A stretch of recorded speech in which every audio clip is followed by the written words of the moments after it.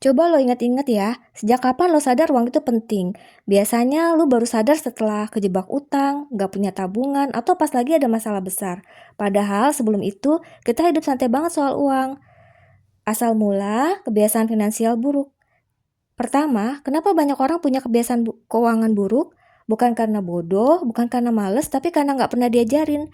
Sejak kecil, kita tuh diajarin nambah, kurang, kali bagi, tapi nggak pernah diajarin cara ngatur gaji, cara bikin anggaran, cara bedain keinginan dan kebutuhan, cara nolak gaya hidup boros. Akhirnya, pas dapat gaji pertama, kita kayak anak TK dikasih remote TV tanpa instruksi, ditekan semua tombolnya.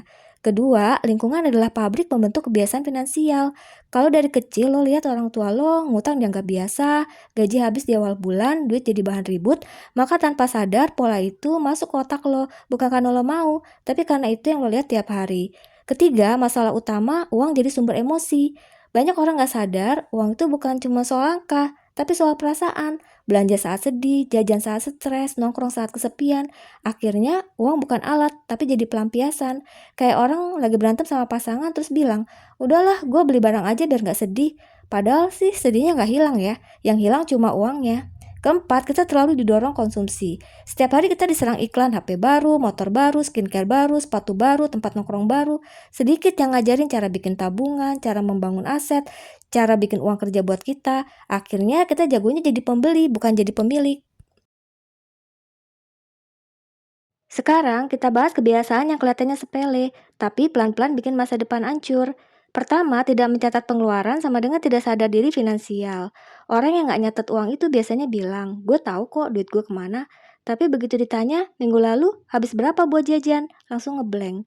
Karena tanpa catatan kita hanya menebak-nebak. Padahal masalah keuangan itu harus pakai data, bukan perasaan. Kedua, gaji habis tiap bulan dianggap normal.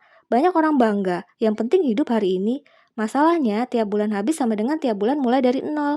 Nggak ada akumulasi, nggak ada pembangunan, hidup hanya di treadmill keuangan. Capek tapi nggak maju. Ketiga, utang jadi gaya hidup. Dikit-dikit pakai pay letter, gesek kartu kredit, ambil cicilan untuk beli HP, motor, liburan, nongkrong. Utang yang awalnya bantu lama-lama mencekik. Keempat, duit kaget dianggap duit buangan. THR, bonus, uang kejutan. Biasanya dipakai buat belanja impulsif, jajan besar-besaran, pamer di sosial media. Padahal seharusnya itu kesempatan memperbaiki masa depan dan momen memperkuat keuangan, bukan cuma bahan story. Kelima, selalu merasa masih punya waktu. Kalimat paling berbahaya, nanti aja deh masih lama. Padahal waktu itu kayak pasir di tangan, pelan-pelan habis tanpa sadar. Kadang masalah bukan di uangnya, tapi di otaknya. Pertama, mindset pasrah dan mengalir aja. Hidup ngikutin arus, nggak punya rencana, nggak punya target, nggak punya tujuan finansial. Padahal orang yang nggak punya tujuan pasti gampang kesasar. Kedua, takut melihat realita keuangan. Banyak orang takut buka total utang, saldo rekening, laporan pengeluaran. Kenapa? Karena realita itu menyakitkan, tapi yang lebih menyakitkan menghindarinya. Ketiga, meremehkan pengeluaran kecil. Ah, cuma 15.000. Ah, cuma kopi doang. Coba kalikan, 15.000 kali 30 hari sama dengan 450.000. Setahun, 5.400.000. Itu bukan kecil, itu gaji lain yang dibakar pelan-pelan. 4. Membandingkan hidup dengan orang lain. Sosial media bikin banyak orang insecure, overkonsumtif, dan kejar gaya. Padahal yang lo lihat cuma highlight hidup orang, bukan seluruh kenyataan. Sekarang kita masuk ke bagian penyelamatan. Pertama, sadari dulu kalau lo tuh nggak sendirian. Masalah keuangan itu juga dialami oleh karyawan, freelancer, bahkan pebisnis.